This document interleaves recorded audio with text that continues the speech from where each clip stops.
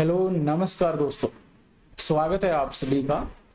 देखिए, हम बाल विकास के विषय में बात कर रहे थे, जिसके अंतर्गत पिछली क्लास में हमने शैशवावस्था से संबंधित जो मुख्य विशेषताएं थी, कहाँ कहाँ से क्वेश्चन आने थे, वो सभी चीजें हमने शैशवावस्था से कंप्लीट डिस्कस कर लिया था। और पिछली क्लास में शैशवावस्था से संबंधित जो नैतिक विकास है उससे संबंधित एक सिद्धांत दिया गया था, वो कोहलबर्ग ने दिया था। उस सिद्धांत भी हमने पिछली क्लास में डिस्कस कर लिया था। तो शैशवावस्था को कंप्लीट करने के बाद हमारी जो नेक्स्ट अवस्था आती है वो है बाल्यावस्था, चाइल्डहुड। बाल्यावस्था जो होती है ये 6 से 12 वर्ष तक होती है। कुछ में आपको 6 से 13 वर्ष भी मिल सकता है, लेकिन 6 से 12 वर्ष तक याद रखना। शैशवावस्था कहाँ सकती भाई? शैशवावस्था की जब हमने बात की थी 0 से 6 वर्ष की, और 6 से फिर 13 या 12 वर्ष जो है वो आपकी बाल्यावस्था हो जाएगी। और आप सभी को पता है भाई, ये जो लेक्चर सीरीज चल रही है साइकोलॉजी की, मनोविज्ञान की, आपके जितने भी टीचर्स एग्जाम है उन सभी के लिए बहुत ही ज्यादा महत्वपूर्ण है। चाहे वो सीटेट का हो, रीट का हो, आरपीसी फर्स्ट ग्रेड का हो, आरपीसी सेकंड ग्रेड का हो।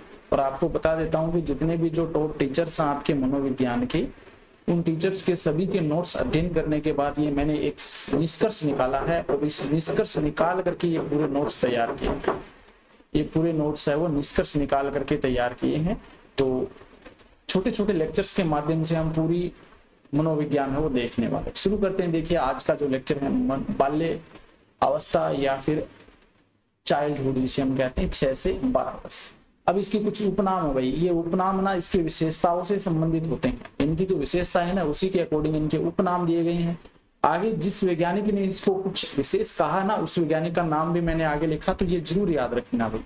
देखिए, पहला जो उपनाम यहाँ पर देखे तो इसे खेल की अवस्था कहा जाता है। खेल की अवस्था, और अंग्रेजी में इसे हम गेम एज कहते हैं। देखिए, क्वेश्चन बन सकता है खिलौनों की अवस्था किसे कहते हैं? खिलौनों की अवस्था। खिलौनों की अवस्था याद रख लेना भाई, खिलौनों की अवस्था कहते हैं शैशवावस्था को। लेकिन अब खेल की अवस्था पूछे तो बाल्यावस्था को कहते हैं। आप सभी को पता, जब 6 वर्ष का बालक हो जाता है वो बाहर मैदान में कुछ खेल है वो खेलने लग जाता है, तो इसी कारण खेल की अवस्था कहते हैं।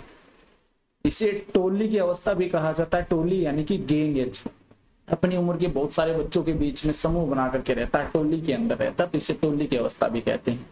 आगे देखिए, मिथ्या छद्म परिपक्वता की अवस्था भी कहा जाता है। मिथ्या मतलब झूठी, या छद्म परिपक्वता की अवस्था भी कहते हैं। ये देखिए, जो बड़े बुजुर्ग कार्य करते हैं ना उसी के अकॉर्डिंग ये बच्चा अपने आप को परिपक्व दिखाने की कोशिश करता है। कि जैसे कोई बड़ा कोई कार्य करता तो वो सोचता कि मैं भी ये कार्य कर सकता हूँ, और वो कोशिश करता है।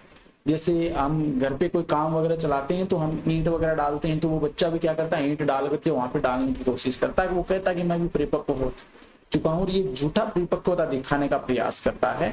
इस कारण मिथ्या या छद्म परिपक्वता की अवस्था कहते हैं। ये किसने कहा था? रोस नामक वैज्ञानिक के द्वारा कहा गया था। तो ये क्वेश्चन पूछा गया भाई, याद रख लेना। आगे देखिए, प्रतिद्वंदात्मक सामाजिकरण का काल। प्रतिद्वंदात्मक सामाजिकरण का काल है, ये किलपैट्रिक के द्वारा कहा गया था। किलपैट्रिक के द्वारा। यहाँ पर एक चीज और याद रख लेनी आपको, सामाजिक प्रतिद्वंदतात्मक सामाजिकरण का काल क्यों कहते हैं? क्योंकि इस अवस्था में ये जो बालक होता है ये सामाजिक कार्यों से जुड़ा तो रहता है, लेकिन वो सामाजिक कार्यों के अकॉर्डिंग कार्य नहीं कर पाता है, वो कंफ्यूज में रहता है। तो वो प्रतिद्वंदात्मक सामाजिकरण का काल किलपैट्रिक के द्वारा कहा गया। जीवन का अनोखा काल कहते हैं भाई, जीवन का अनोखा काल कहा जाता है इसे। जीवन का अनोखा काल किसने कहा था? कोल एंड ब्रूस के द्वारा कहा गया। जीवन का अनोखा काल।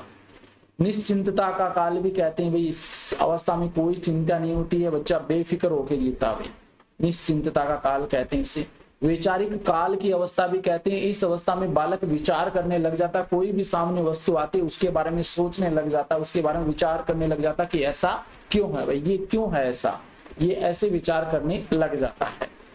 आगे देखिए, पलट कर जवाब देने की अवस्था भी इसे कहते हैं पलटावी अवस्था। देखिए, पीछे हमने पढ़ा था भाई जिज्ञासा का काल से इस अवस्था में हम नॉर्मल जिज्ञासा होती, कोई वस्तु उसके बारे में पता करने लगा, पापा ऐसा क्यों है, मम्मी ऐसा क्यों, ऐसा पूछने लग जाता है। लेकिन यहाँ पर कोई सामने से कोई चीज पूछता है, बेटा आपका नाम क्या है, तो वो तुरंत बताएगा मेरा नाम ये है। जैसे मेरा नाम डुगू है तो वो पूछेगा कि तुम्हारा नाम क्या है बेटा, तो वो तुरंत बताएगा चाचा अंकल जो भी है मेरा नाम ये है। तो मतलब पलट कर जवाब देने की अवस्था है। आगे देखिए, जीवन का निर्माणकारी काल कहा गया इसे, जो कि सिगमंड फ्राइड ने कहा था। जीवन का निर्माणकारी काल सिगमंड फ्राइड के द्वारा कहा गया था। निर्माणकारी काल क्यों कहा था? क्योंकि 6 वर्ष की जब आयु हो जाती तो बच्चा स्कूल जाने लग जाता है और उस समय उसके भविष्य का निर्माण होना शुरू हो जाता है। उसी अवस्था में वो अपने आप को जो उसके अंदर आचरण डालने होते हैं वो डलने शुरू हो जाते हैं। उसे मतलब विद्यालय की एक पहली जो सीढ़ी होती है शिक्षा की, वो सीढ़ी चढ़ जाता है। तो इसका निर्माणकारी काल भी हम कह सकते हैं। किसने कहा था? सिगमंड फ्राइड ने, याद रख लेना। देखिए, मूर्त व ठोस वस्तु विचार अवस्था भी कह सकते हैं भाई। मूर्त व ठोस वस्तु विचार अवस्था। मूर्त का मतलब क्या होता है? जो वस्तु हमारे सामने है, या ठोस जो हमारे सामने कोई भी वस्तु है ना, उसको हम मूर्त कह देंगे, और जो सामने नहीं है उसको अमूर्त कह देंगे। तो इस अवस्था में बालक मूर्त वस्तुओं पर विचार करना शुरू कर देता है। जैसे कि सामने कोई एग्जाम्पल के लिए रेलगाड़ी चल रही है, तो उस रेलगाड़ी को देख करके विचार करता है कि ये कैसे चल रही है, इसमें इंजन कहाँ है, ये धुआं कहाँ से निकल रहा है, ये जो चीजें है ना, ये विचार करता है। वो सामने जो चीजें पड़ी उसके ऊपर विचार करता है। जैसे हम बच्चे को खिलौना ला करके देते हैं, छोटी गाड़ी ला के देते हैं खिलौना, तो उसमें वो चलती है तो उसके ऊपर विचार करता है कैसे चलती है, उसको खोल खोल करके देखता हो, तो मूर्त विचार करना शुरू कर देता इस अवस्था में बालक। सर्वाधिक सामाजिकरण इसी अवस्था में होता है भाई। अंत में आते आते सर्वाधिक सामाजिकरण इस अवस्था में हो जाता है। गंदी अवस्था भी कहते हैं भाई। गंदी क्यों कहते हैं? इसमें बालक गंदे गंदे, मुख्य रूप से हम बात करें गंदे गंदे जो बातें है या फिर गंदी गंदी जो सोच है वो इसमें विकसित हो जाती है। जैसे कि चोरी करना है, झूठ बोलना है, बहाने बनाना, ये गंदी जो विचार हैं ये आ जाते हैं भाई इसके अंतर्गत, इसलिए गंदी अवस्था भी कह देते हैं। शिक्षा की दृष्टि से सबसे महत्वपूर्ण काल माना गया है, शिक्षा की दृष्टि से, क्योंकि बालक इसी अवस्था में स्कूल में जाना शुरू कर देता है। और आप सभी को पता है 6 से 12 वर्ष, यानी कि फर्स्ट क्लास से 5th क्लास तक जो बच्चे को पढ़ाया जाता है ना, वो आगे सभी क्लासों में एक सीढ़ी के रूप में काम करता है, एक पृष्ठभूमि के रूप में काम करता है। तो शिक्षा की दृष्टि से सबसे महत्वपूर्ण काल माना गया है। यथार्थवादी दृष्टिकोण रखता है भाई इस अवस्था में। यथार्थवादी दृष्टिकोण, जो सामने सत्य है ना उसी को वो मानता है। नेता बनने की इच्छा रहती है इसके अंतर्गत। आपने देखा होगा बालक स्कूल में जाते हैं, स्कूल में जाने के बाद वापस घर पे आते हैं तो मोहल्ले के बहुत सारे बच्चे इकट्ठे हो जाते हैं, उसमें से एक मास्टर बनता है और बच्चे वो स्टूडेंट बन जाते हैं। एक मास्टर बनता है और बच्चे स्टूडेंट बन जाते हैं, तो उसमें नेता बनने की इच्छा होता है। इसी प्रकार से कोई रैली वगैरह देख लेता है बच्चा, तो उस रैली के अकॉर्डिंग वो नारे लगाता ना, उसी प्रकार से इसमें बालक नारे लगाता और जनता बन जाती। तो ये जो नेता बनने की इच्छा वो इसी के अंतर्गत, इसके अंतर्गत देखने को मिलती है बाल्यावस्था में। समलिंगीय भावना, समलिंगीय समूह की भावना का विकास होता है भाई। समलिंगीय मतलब बालक बालिका के साथ, बालक और बालिका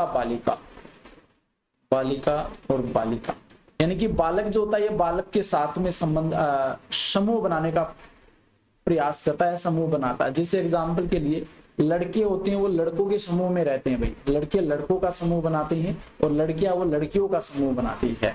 तो समलिंगी मतलब समान लिंगी समूह बनाने की भावना इस अवस्था में आ जाती है। बालक बालकों की एक गुट बनाते हैं, समूह बनाते हैं, और लड़कियां लड़कियों का एक समूह बनाते हैं। प्रारंभिक विद्यालय की आयु कहा जाता है भाई 6 वर्ष में। आप सभी को पता है, जब आरटीई की धारा देखते हैं तो उसके अंतर्गत आप सभी को पता है भाई प्रारंभिक विद्यालय की आयु जो होती है वो 6 वर्ष मानी गई। 6 वर्ष का बालक विद्यालय जाने शुरू हो जाता है। तो प्रारंभिक जो विद्यालय की आयु है वो बाल्यावस्था को कहते हैं। बिना काम के घूमने की प्रवृत्ति होती है इनमें, कोई काम नहीं होता, दुकान पे ऐसे हिलते डुलते रहते हैं इस अवस्था के अंतर्गत। कहीं पर कोई अगर कोई मतलब फंक्शन हो रहा तो वैसे चले जाते हैं, उसको ये भी मतलब नहीं हमें घर पे बुलाव आया नहीं आया, जिमने चले जाते हैं। आप सभी ने देखा होगा गाँव के अंदर आसपास पड़ोस में कोई शादी है और हमारे घर में न्योता नहीं आया ना, तो फिर भी वो वहां पर जिमने चले जाएंगे, खाना खाने चले जाएंगे और इधर उधर डुलते रहते हैं, घूमते रहते हैं, फिरते रहते हैं। मतलब बिना काम के घूमने की प्रवृत्ति इनमें विकसित हो जाती है। बहिर्मुखी स्वभाव आ जाता है। बहिर्मुख मतलब बाहर की वस्तुओं से। पहले तो वो घर में रहते थे शिशुअवस्था में, जैसे वो बाल्यावस्था में आते हैं वो बाहर घूमने लग जाते हैं। तो घूमने से बाहर की जो वस्तुएं हैं उनके बारे में उनको देखने पे मिलती है, तो इस कारण से उनमें क्या होता है बहिर्मुखी स्वभाव विकसित हो जाता है। संग्रह करने की प्रवृत्ति विकसित हो जाती है। आपने बच्चों को देखा होगा, अपने खिलौने वो एक जगह इकट्ठे करके रखता है, किसी बॉक्स में या किसी थैली के अंदर वो खिलौनों को रखता है, या फिर कोई अन्य चीजें होती हैं उनको इकट्ठा करना शुरू कर देता है। तो संग्रह करने की प्रवृत्ति भी बाल्यावस्था में विकसित होती है। नैतिक गुणों का विकास है वो इस अवस्था में शुरू हो जाता है।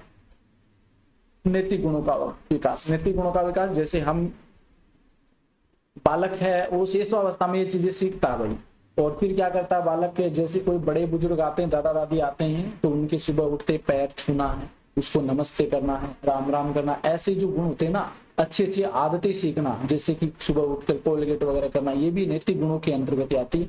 मतलब जो भी अच्छे गुण होते हैं ना वो नैतिक गुण मान सकते हैं, तो वो नैतिक गुणों का विकास इनमें होने लग जाता है। अमूर्त चिंतन का प्रारंभ, अमूर्त चिंतन का प्रारंभ ना वो लास्ट में 11 से 12 वर्ष की जो अवस्था आती है उसमें होता है भाई। जो लास्ट या फिर कह सकते हैं उत्तर बाल्य अवस्था बोलते हैं ना, उसके अंतर्गत देखने को मिलता है। इसमें जो वस्तुएं इन्हें दिखाई नहीं देती ना, उन वस्तुओं के बारे में विचार करना शुरू कर देता है, और इसको हम तार्किक चिंतन भी कह देते हैं भाई।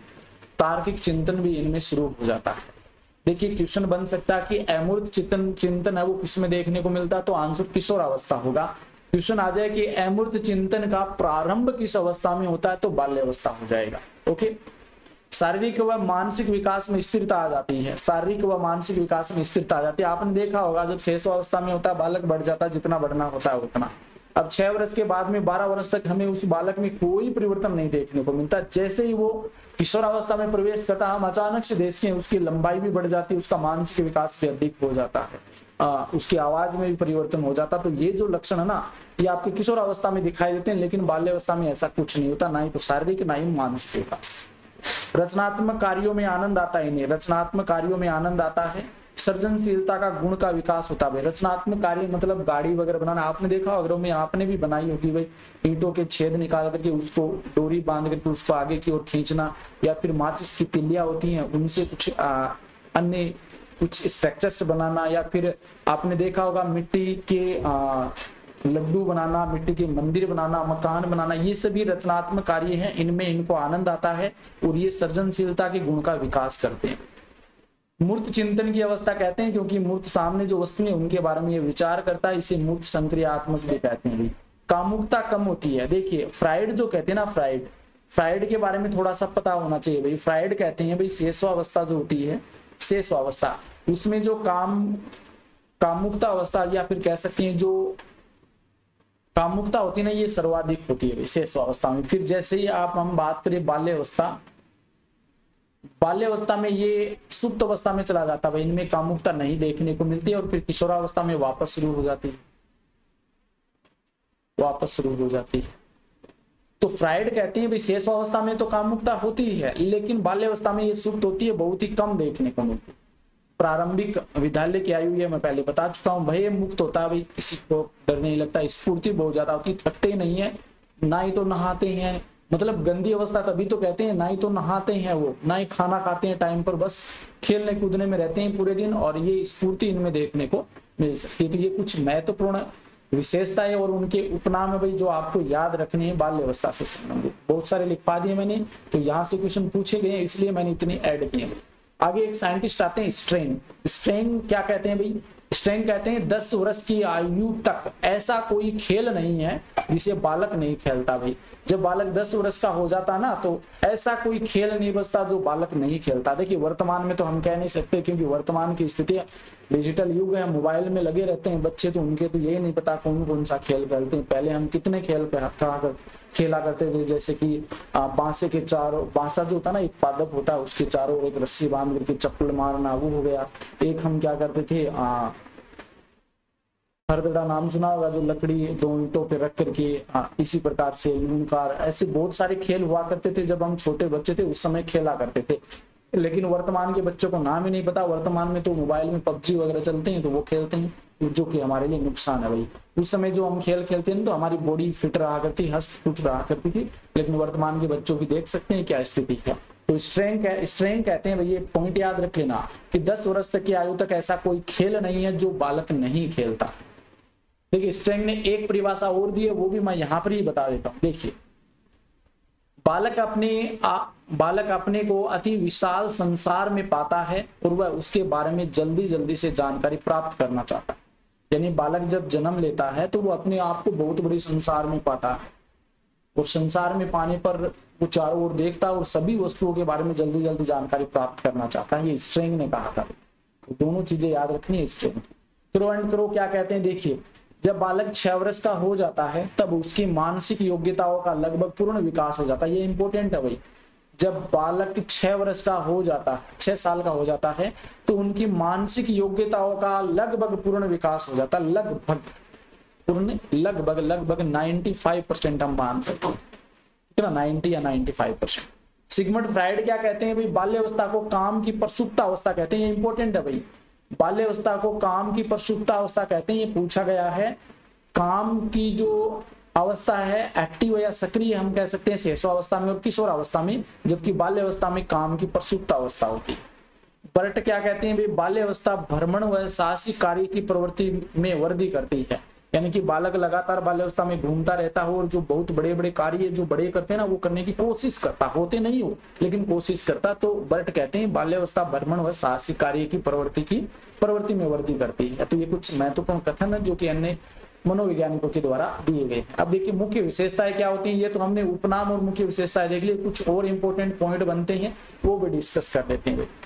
मुख्य विशेषताएं क्या होती है, एक या दो बार देख लेना आपको पूरी चीजें याद हो जाएगी और कोरिलेट करके देखना अपने घर पे जो भी बच्चा ना उसके साथ में इन चीजों को मिलाकर के देखना, हर चीज आपको मिलती हुई नजर आएगी। देखिए सामाजिकता व नैतिकता के गुणों में तेजी से वृद्धि होती है। तो इस अवस्था में सामाजिक गुण, क्योंकि समाज में वो रहने बाहर निकलने लग जाता है, समाज के अंदर इंटरफेयर करने लग जाता है, लोगों से या बच्चों से संपर्क बढ़ाने लग जाता है, तो सामाजिकता और नैतिकता के गुणों में तेजी से वृद्धि होती है भाई।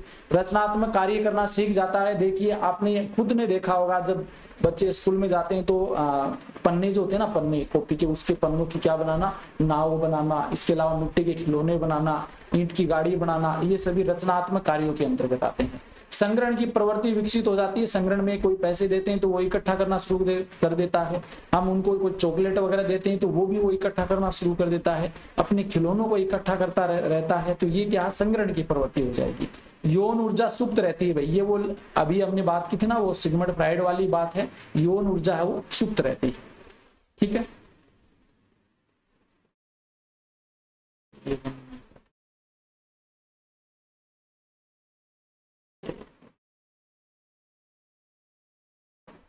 ये बंद नहीं किया था, कोई दिक्कत नहीं। आगे देखिए बालकों की रुचियों में परिवर्तन। बालक अपनी रुचि है वो अलग अलग, कभी किसी में रुचि लेता, कभी किसी में रुचि लेता, तो इनकी रुचियों में परिवर्तन होता रहता भाई।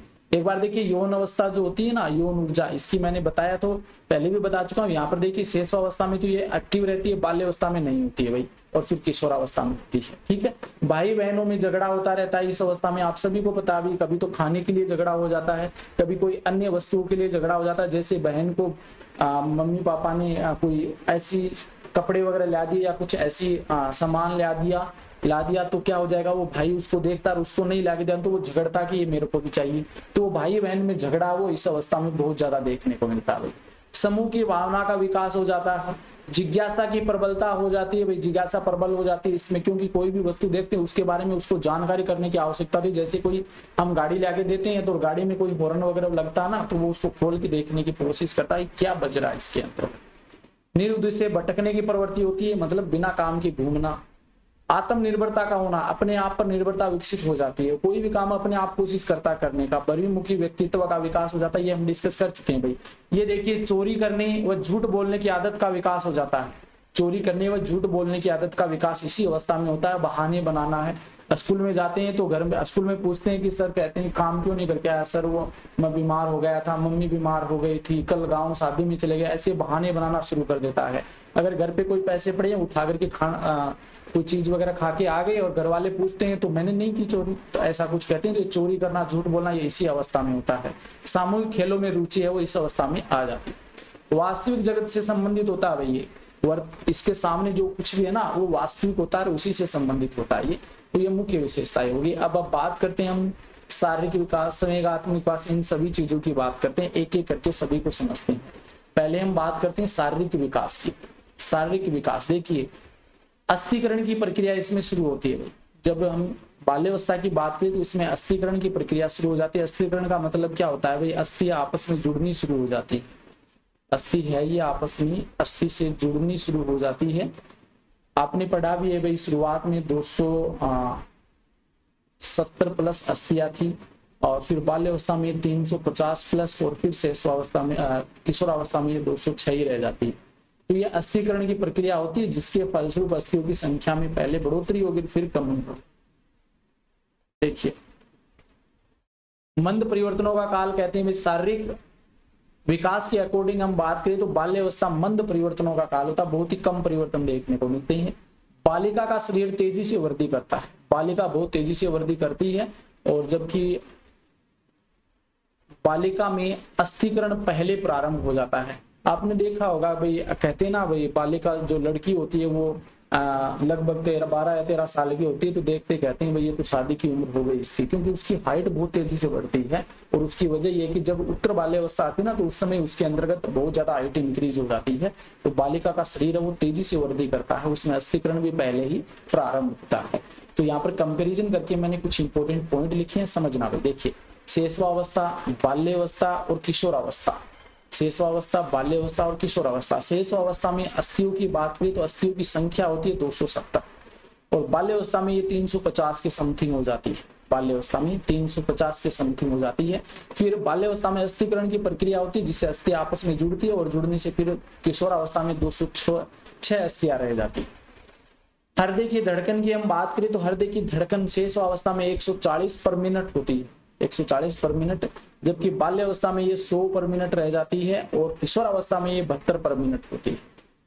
मांसपेशियों के भार की बात करें, मांसपेशियों के भार की, तो शैशवावस्था में ये कुल शरीर का 23 से 25% भार क्या होता है, मांसपेशियां होती है।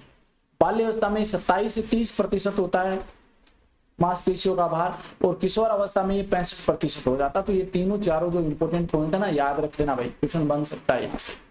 आगे देखिए, अगर हम बालक बालिका की बात करें तो दोनों में प्रति वर्ष है वो 5 से 6 सेंटीमीटर शरीर की लंबाई में वृद्धि होती है भाई। प्रति वर्ष, हर एक वर्ष 5 से 6 सेंटीमीटर शरीर की लंबाई में वृद्धि होती है। लगभग आंकड़ा भाई ये फिक्स नहीं है, ठीक है ना। आरंभ की हम बात करें, जब बाल्यावस्था शुरुआत होती है तो उस समय बालक जो होता है ना वो बड़े होते हैं भाई, 108 सेंटीमीटर होते हैं, जबकि बालिका होती है छोटी होती है, ये 107 सेंटीमीटर होती है, ठीक है ना। लेकिन जब अंत मतलब 12 वर्ष, ये तो 6 वर्ष की बात है, और जब 12 वर्ष हो जाता है, बाल्यावस्था कंप्लीट हो जाती है, तो उसके बाद में जब देखते हैं तो बालक तो छोटा होता है, 138.3 सेंटीमीटर लगभग हाइट होती है, जबकि बालिका बड़ी होती है, 139.2 सेंटीमीटर के लगभग हाइट होती है। यहाँ पर आप देख सकते हैं 12 वर्ष के अंतर्गत बालक जो होता है ये तो 138.3 सेंटीमीटर इसकी हाइट होती है, जबकि बालिका थोड़ी लंबी होती है, इसकी हाइट 139.2 सेंटीमीटर। तो ये थोड़ा सा समझ लेना भाई, हाइट में भी इनमें डिफरेंस देखने को मिलता है। जब बालक 7 ये फिक्स नहीं है भाई, 5 से 7 वर्ष की उम्र जो होती है ना, तो ये 5 से 7 वर्ष की उम्र आते आते दूध के दांत जो होते हैं लगभग 20 होते हैं, ये गिरने शुरू हो जाते हैं भाई। 5 साल से गिरने शुरू हो जाते हैं, 7 वर्ष में लगभग कंप्लीट गिर जाते हैं। इनके स्थान पर स्थायी दांत आने शुरू हो जाते हैं, स्थायी दांत आने शुरू हो जाते हैं, जिनकी संख्या 32 होती है, 32। ओके, आगे देखिए। सिर या मस्तिष्क का जो विकास होता है ये 5 से 6 वर्ष में 90%, यानी कि शैशवावस्था में 90% विकास है वो सिर या मस्तिष्क का हो जाता है। लेकिन जब 10 वर्ष का बालक होता है तो उस समय 95 हो जाता है। 10 वर्ष की आयु में देखिए तो 95, और जबकि 6 वर्ष के आयु में 90% विकास होता है। 12 वर्ष के बालक के मस्तिष्क का भार कितना, देखिए बाहर जब हमने बात की 300 ग्राम के समथिंग देखा था हमने, जब शैशवावस्था की बात की थी। जब बालक 12 वर्ष का होता है तो उस बालक की मस्तिष्क का भार कितना होगा भाई, 1260 ग्राम होता है, याद रख लेना भाई। 11 से 12 वर्ष में यौनांगों का विकास तीव्र होता है, क्योंकि किशोरावस्था का आरंभ होना ना, तो किशोरावस्था से आरंभ से पहले किशोरावस्था की तैयारी कंप्लीट हो जाती है। और 11 से 12 वर्ष जब वो बालक किशोरावस्था में प्रवेश करने वाला होता है तो उस समय उनके यौनांग या जननांगों का विकास बहुत तेजी से होता है भाई। तो ये आपका शारीरिक विकास कंप्लीट होता है भाई। अब बात करते हैं मानसिक विकास। मानसिक विकास की बात करते हैं तो पलट कर जवाब देना शुरू हो जाता है। मानसिक विकास मतलब सोचने समझने की शक्ति आ जाती है, कोई भी कुछ पूछता है तो हम तुरंत उसका जवाब देते हैं। गणितीय गणनाएं करना शुरू हो जाता है, गणितीय गणनाएं करना शुरू हो जाता है। द्रव्यमान आयतन, देखिए ये क्वेश्चन कई बार पूछता है, एक तो गणितीय गणना और 2 शब्द ये याद रखना, द्रव्यमान आयतन। ये तीनों शब्द से संबंधित क्वेश्चन कई बार पूछा गया। ये बाल्यावस्था की विशेषता होती है, ठीक है ना, ये नाम दिख जाए तो गणितीय गणना शुरू कर जाता है, जोड़ बाकी सीख जाता है भाई, जोड़ बाकी गुणा भाग जो भी है। 9 वर्ष बाद तार्किक चिंतन करना प्रारंभ कर देता है। 9 वर्ष से पहले उनमें तार्किक चिंतन नहीं होता है, सोच समझ करके चिंतन करना नहीं। 9 वर्ष के बाद वो तार्किक चिंतन शुरू करता है। चिंतनशीलता में परिपक्वता आ जाती है 9 वर्ष के बाद हम बात करें तो। अब देखिए शुरुआत से लेकर के चलते हैं। मानसिक विकास के अकॉर्डिंग 6 वर्ष का जो बालक होता है, 6 वर्ष से पहले तो शैशवावस्था थी, 6 वर्ष के बाद में बाल्यावस्था शुरू होती है। तो जब 6 वर्ष का बालक होता है तो वो चित्र की विषय वस्तु का वर्णन करना शुरू कर देता है। सामने कोई चित्र बनाया गया है मान लीजिए, तो उस चित्र के बारे में वो लिखना शुरू कर देता है 6 वर्ष का। ये कौन सा चित्र है इसकी पहचान करना शुरू कर देता है। और 14 से 15 तक की गिनती सुनाने की योग्यता उसमें आ जाती है। 6 वर्ष के बालक में 14 से 15 तक की गिनती सुनानी है, वो योग्यता उसमें विकसित हो जाती है। 8 वर्ष का जो बालक होगा तो 8 वर्ष को आते आते छोटी कहानी है, कविता है, घटनाएं हैं, इनको याद कर लेता है भाई। जब 8 वर्ष का बालक होता है तो छोटी छोटी कविताएं याद कर लेता है, छोटी छोटी कहानियां याद कर लेता है, कोई भी घटना हो जाती है छोटी तो उसको याद कर लेता है। और जब 9 वर्ष का बालक होता है तो वो दिन, समय, दिनांक, वार, वर्ष, सिक्के, इनकी पहचान करने लगता तथा इनको समझने लगता है भाई। द्रव्यमान, आयतन वगैरह इनको समझने लगता है। जब 9 वर्ष का होता तो उसमें दिन, सोमवार, दिन, समय, दिनांक, वार, वर्ष व सिक्को, इनकी पहचान के साथ साथ इनको समझने लगता है। आगे देखिए, जब बालक 11 वर्ष का होता है तो वो तर्क करने लगता है, जिज्ञासा विकसित हो जाती है और निरीक्षण की शक्ति उसमें आ जाती है। तार्किक चिंतन बोल सकते हैं या तर्क बोल सकते हैं। जिज्ञासा व निरीक्षण करने की शक्ति का विकास हो जाता है जब 11 वर्ष का बालक होता है। और 12 वर्ष आते आते उसमें समस्या समाधान की क्षमता का विकास हो जाता है। ये इंपॉर्टेंट है भाई, समस्या समाधान की क्षमता का विकास है वो 12 वर्ष आते आते उनमें हो जाता है बालक के अंतर्गत। ये मानसिक विकास है, ठीक है। अब सामाजिक विकास की बात कर लेते हैं। सामाजिक विकास, जब बालक 6 वर्ष का होता है तो वो विद्यालय जाता है। जब बालक 6 वर्ष का होता है तो विद्यालय जाता है और विद्यालय में नए नए मित्र बनाता है। और इन नए नए मित्रों के बनने से क्या होता है, सामाजिक विकास में उनमें उन्नति प्राप्त होती है। व्यक्तित्व इनका बहिर्मुखी हो जाता है क्योंकि बाल्यावस्था में बालक बाहर के लोगों से ज्यादा संपर्क में आता है, जिस कारण से उनके बहिर्मुख व्यक्तित्व का गुण आ जाता है। समलिंगी समूह बनाते हैं भाई, अपने समान, मतलब बालक बालक मिलकर के समूह बनाते हैं, जबकि बालक बालिका मिलकर के, बालिका बालिका मिलकर के समूह बनाते हैं। खेल भावना का विकास हो जाता है भाई, बालक बालक मिलकर के आपस में खेल खेलते हैं और खेल भावना का विकास हो जाता है, रुचियां पैदा हो जाती है इसी अवस्था में। देखिए यहाँ पर इस चीज को समझना भाई, समूह या टोली की अवस्था कहते हैं भाई।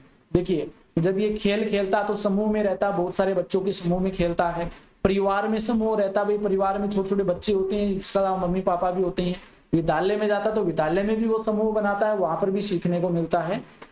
और जब ये मित्र बनाता है, दोस्त बनाता है, तो वो समूह में रहते हैं सभी दोस्त। इससे किस किस का विकास होता है, देखिए सहयोग का विकास होता है, आपस में एक दूसरे का सहयोग करते हैं बालक। मित्रता का विकास होता है, सद्भावना का विकास होता है और सम्मान का विकास होता है। ये कुछ पॉइंट हैं जिनका समूह में रहने से विकास होता है भाई, बहुत ज्यादा महत्वपूर्ण है ये। आगे देखिए, विद्यालय की जो क्रियाकलाप होते हैं ना, विद्यालय के ऊपर जो अलग अलग खेल करवाए जाते हैं, क्रियाकलाप होते हैं, उनमें भाग लेता है, जिससे सामाजिक व्यवहार में उन्नति प्राप्त होती है। सर्वाधिक सामाजिक विकास है वो खेल के मैदान में होता है। आप सभी को बता दें, खेल के मैदान के अंदर बातें भी होती हैं, हाथ पैर भी चलते हैं और क्रियात्मक एक्टिविटी भी होती है। तो सभी क्रियाएं जो होती हैं, तो इस कारण से सर्वाधिक जो सामाजिक विकास है वो खेल के मैदान में होता है। नकारात्मक मन का आरंभ भी हो जाता है भाई। नकारात्मक मन कैसे, झूठ बोलना शुरू कर देता है, चोरी करना शुरू कर देता है और अलग अलग बहाने बनाना शुरू कर देता है। तो ये जो होते हैं ना, ये भी आपके सामाजिक विकास के अंतर्गत आते हैं, जो कि बाल्यावस्था में देखने को मिलते हैं। संवेगात्मक विकास देखिए बाल्यावस्था में किस प्रकार का होता है। संवेगात्मक विकास, संवेग पूर्व की तुलना में अधिक स्पष्ट और प्रभावी होते हैं भाई। जो शैशवावस्था में बात की थी उसमें अस्पष्ट संवेग होते हैं। कोई रोते हुए बच्चे को हंसाया जा सकता है, हंसते हुए को रुलाया जा सकता है, तो वो शैशवावस्था में देखने को मिलता है।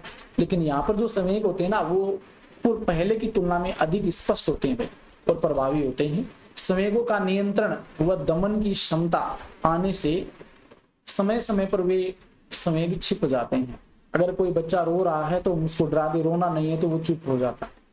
कहने का मतलब जो संवेग है ना, उस पर वो नियंत्रण करना थोड़ा थोड़ा सीख जाता है, कुछ मात्रा में नियंत्रण करना सीख जाता है। जैसे उसको दमन लगता है, उसका नियंत्रण, संवेग का दमन होने उसको महसूस होता है कि ऐसा हमें कहा जा रहा है या दमन हो रहा है, तो वो उन संवेगों को छिपा लेता है, ठीक है ना।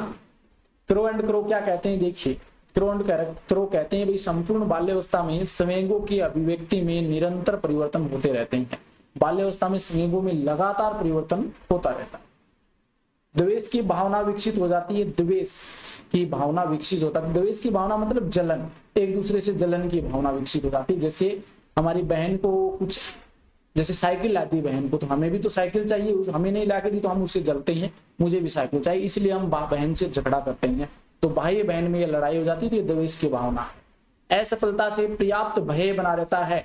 हम स्कूल में जाते हैं, जैसे 3rd क्लास में पढ़ रहे हैं, 5th क्लास में पढ़ रहे हैं, तो बच्चों का आज रिजल्ट सुनाना है, तो रिजल्ट सुनाने से पहले हम बहुत ज्यादा डर जाते हैं कि मास्टर भी पीटेंगे और घर पे आएंगे तो मम्मी पापा भी पीटेंगे। तो ये असफल होने का भय बना रहता है। इच्छा की पूर्ति ना होने पर निराशा उत्पन्न होती है। अगर घर वालों से हम कहते हैं कि सर पापा जी हमें आज आइसक्रीम ला के देना, जब घर पे आते हैं तो पापा जी भूल जाते हैं आइसक्रीम लाना। अगर वो आइसक्रीम नहीं ला के देते हैं और हमें आइसक्रीम नहीं मिलती तो हम निराश हो जाते हैं और रूस कर सो जाते हैं। ये जो निराशा उत्पन्न होती है ना, ये इच्छा की पूर्ति न होने से होती है। इसी प्रकार और भी जैसे साइकिल है, खिलौने नहीं मिलने पर होती है। इसके अलावा आनंद, उल्लास, सुख, प्रफुल्लता, इनका विकास भी इसी अवस्था में हो जाता है। ठीक है ना, ये थोड़ा सा ध्यान में रख लेना भाई, संवेगात्मक विकास। देखिए शेषावस्था में वर्तमान का भय रहता बालक, शेषावस्था के अंतर्गत बालक को वर्तमान का भय रहता है, जबकि बाल्यावस्था में वो असफलता का भय देखने को मिलता है बाल्यावस्था में, और किशोरावस्था में भविष्य का भय है वो देखने को मिलता है। तो ये थोड़ी सी एक दूसरे से रिलेटेड है, इस कारण से मैंने यहाँ पर लिख दिए हैं। शेषावस्था में वर्तमान का भय, बाल्यावस्था में असफलता का भय, और किशोरावस्था में भविष्य का भय। और नेक्स्ट क्लास में हम बात करेंगे भाई किशोरावस्था की। ठीक है ना, आज की क्लास में मैंने आपको बाल्यावस्था से संबंधित जो इंपॉर्टेंट फैक्ट थे वो मैंने बता दिए। थोड़ी किशोरावस्था लंबी होने वाली है। सबसे ज्यादा क्वेश्चन आपके जो पूछे जाते हैं ना, वो शेषावस्था और किशोरावस्था से पूछे जाते हैं, लेकिन ये नहीं कह सकते कि बाल्यावस्था से नहीं आते, इससे भी क्वेश्चन आते हैं। ठीक है, आज के लिए इतना ही। धन्यवाद, थैंक यू।